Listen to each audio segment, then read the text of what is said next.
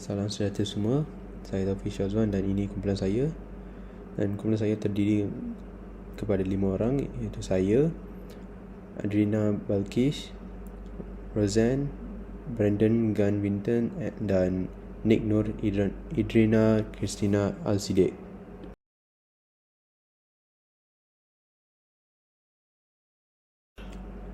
So, topik kita ialah faktor kecenderungan stres dalam kalangan mahasiswa dan mahasiswi dan solusi bagi mengurangkan tahap kecenderungan tersebut. Dalam topik ini kita akan menerangkan faktor-faktor utama yang menyebabkan mahasiswa stres dan cara solusi untuk mengatasi stres tersebut.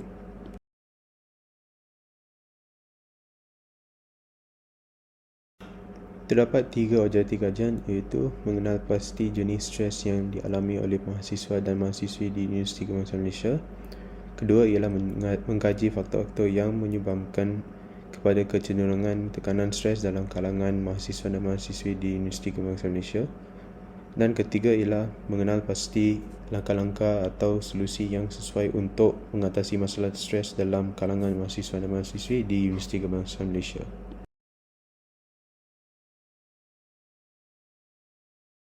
Salam sejahtera kepada Dr. Jamsari Alias. Sebelum saya memulakan pembentangan saya ingin berkongsi tentang emosi saya dalam menyempurnakan projek ini.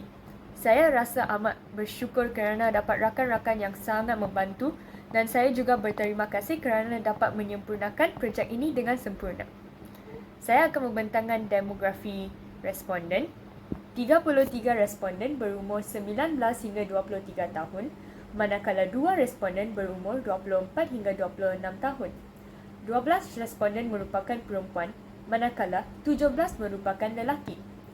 24 responden merupakan Melayu, 4 responden Cina, 3 responden India, 3 lagi Sabah dan Sarawak dan 1 mempunyai bangsa yang lain daripada yang dinyatakan. Semua responden adalah mahasiswa dan mahasiswi UKM. Seterusnya, saya akan membentangkan tentang faktor-faktor yang menyumbang kepada kecenderungan stres di kalangan mahasiswa dan mahasiswi UKM. Dalam hasil kajian kami telah kemukakan 4 faktor yang menyebabkan masalah stres di kalangan mahasiswa dan mahasiswi UKM. Yang pertama sekali adalah masalah kewangan, yang kedua adalah masalah isu kerenggangan sesama ahli keluarga, yang ketiga adalah masalah tekanan akademik dan yang keempat adalah masalah pengaruh rakan sebaya.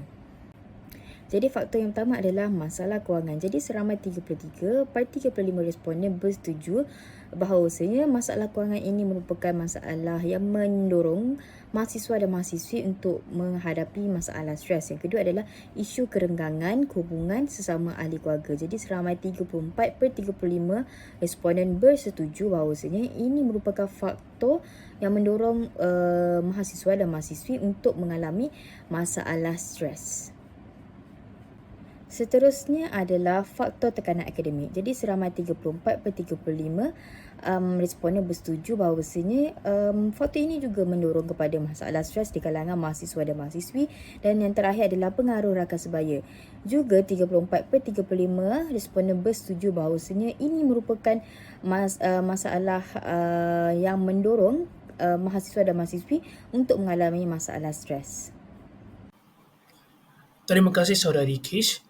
Baiklah, sekarang saya akan bentangkan tentang langkah-langkah untuk mengurangkan tahap kecenderungan stres dalam kalangan mahasiswa dan mahasiswi khususnya di UKM.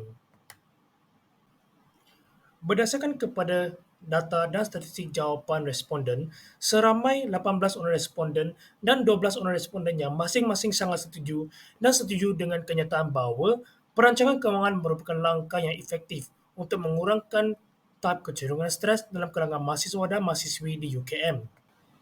Seterusnya, majoriti responden bersetuju bahawa meluangkan masa bersama ahli keluarga dan kenalan boleh mengatasi masalah ini. Hal ini kerana seramai 16 orang responden dan 12 orang responden yang masing-masing sangat setuju dan setuju dengan kenyataan tersebut. Lantaran itu, majoriti responden atau 23 orang responden iaitu 65.7% daripada keseluruhan responden bersetuju bahawa pengurusan masa merupakan langkah yang efektif untuk mengatasi atau mengurangkan tahap kecenderungan stres dalam kalangan mahasiswa.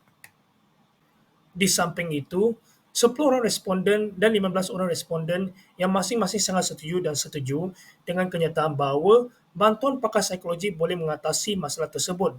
Namun demikian, seramai 7 orang responden yang bersifat neutral dan 3 orang responden yang tidak setuju dengan kenyataan tersebut.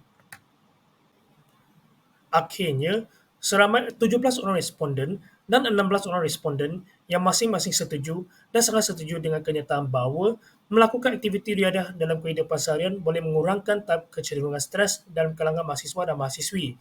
Namun demikian, terdapat seorang responden yang masing-masing tidak bersetuju dan bersifat neutral terhadap kenyataan tersebut.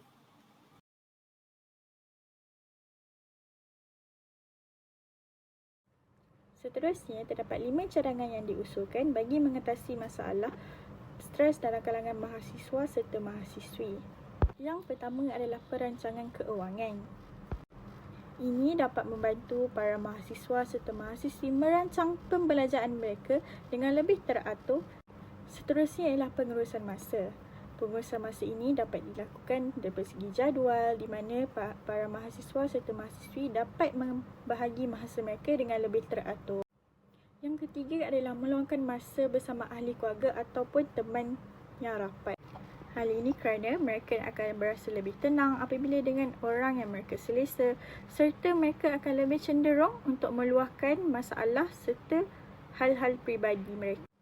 Yang keempat ialah berjumpa dengan kaunselor ataupun pakar psikologi. Temuan yang terus-menerus daripada semasa ke semasa bersama pakar kaunselor ataupun pakar psikologi dapat membantu mereka untuk menyelesaikan hal-hal yang tidak dapat diselesaikan secara sendirinya.